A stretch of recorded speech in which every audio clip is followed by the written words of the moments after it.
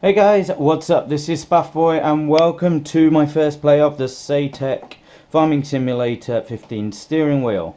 So I've got it attached to the desk, and first thing that you can see is it sticks out quite a long way, the steering wheel and also the control box, and you get an infinity million wires that need sorting out. But so you've got two USBs you need to plug in and another cable into the steering wheel from the pedals. I'm not going to bother showing you the pedals because they are small, light plastic pedals.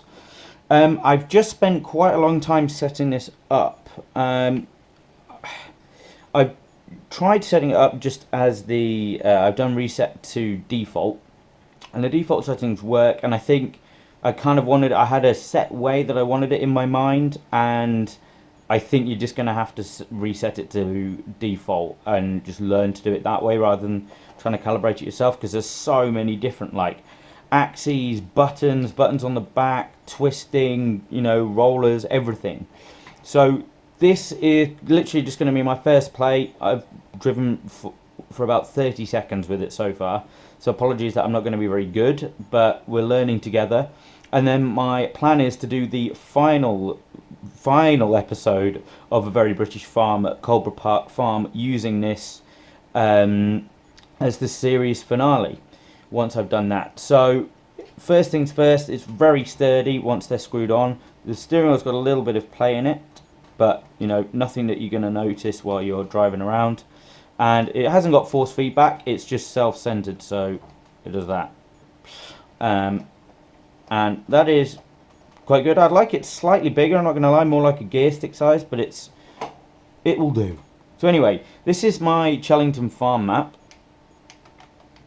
And the first thing to say about it is that this was the map that I was going to use as my next series map.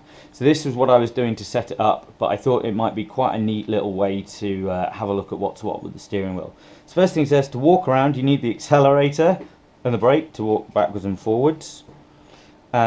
Looking left and right is that way, but it also makes you strafe left, which is quite annoying. So you do kind of a semicircle thing, and up and down is with the right one. I tried to change these around so it was look around all on one, and it did not like it at all.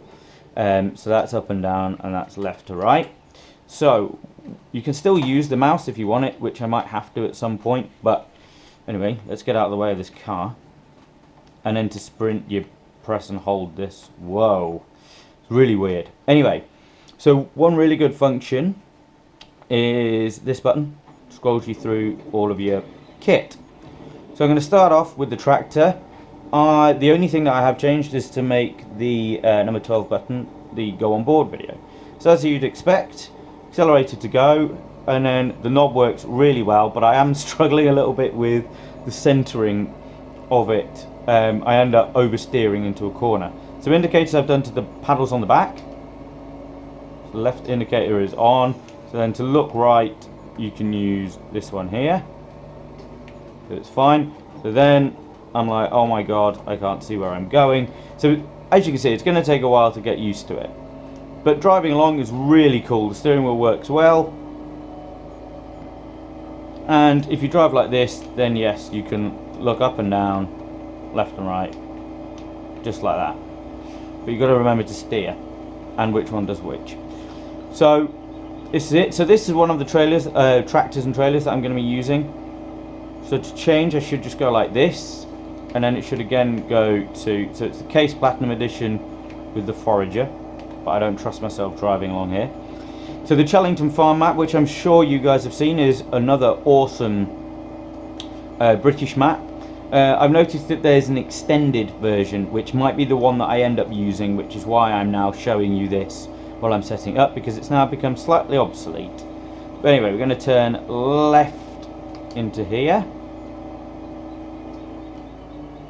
So ease it off.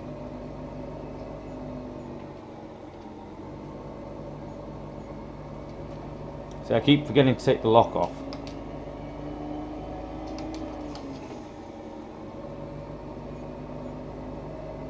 And turn into here. Like that. Again, not used to it. So we're going to try and reverse this into, I can't remember where the best place to do that is. I think around here. Let's do it, try and do it into there. So now to look behind, I'm going to have to go all the way around like this. And then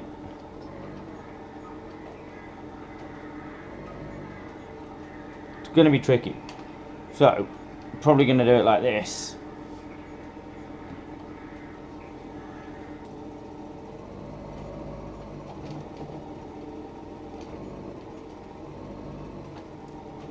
I will do it, and it's just because I've never actually used the steering wheel on Farming Simulator. I wanted desperately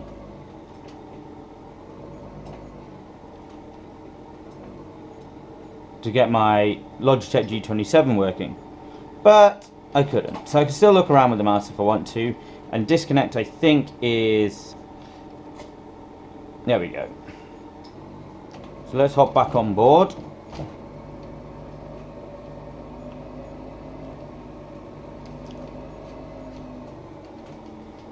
So you can do a bit of palming action.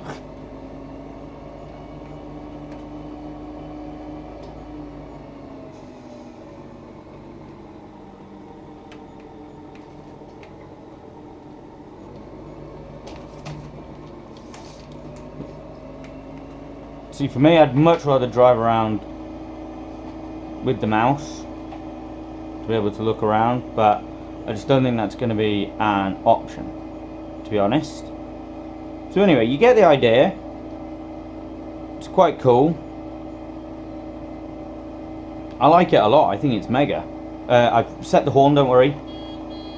Yes, so everybody in the entire world, if you ever go on a multiplayer map with people with Saitek wheels, are going to go around going.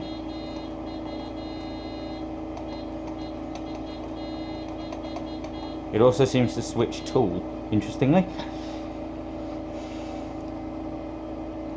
So it's not like, it's weird, it's not like a normal steering wheel. It's not one that you'd hold like this and drive along going, yay. It's not the type of wheel it is at all. You can drive along doing that, no problem at all.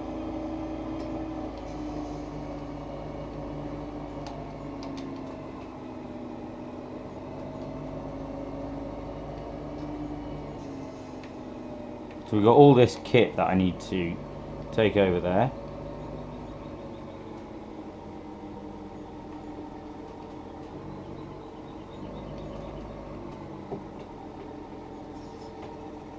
So attach is number 2. There we go.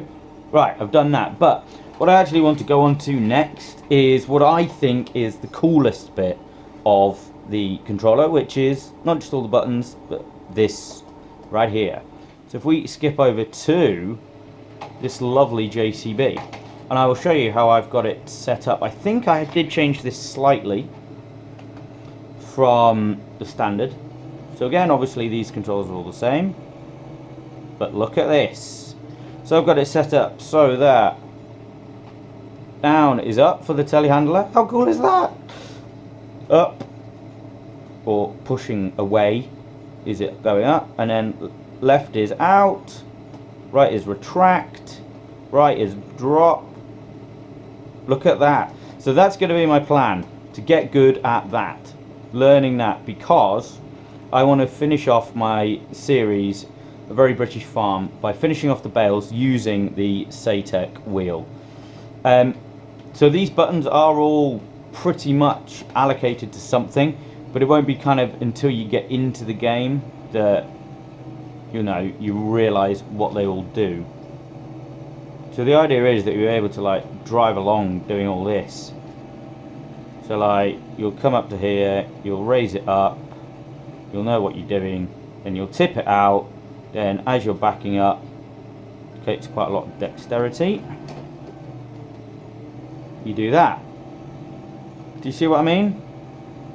It's pretty cool in my opinion. So if you're driving along, you're going to have it up out the way.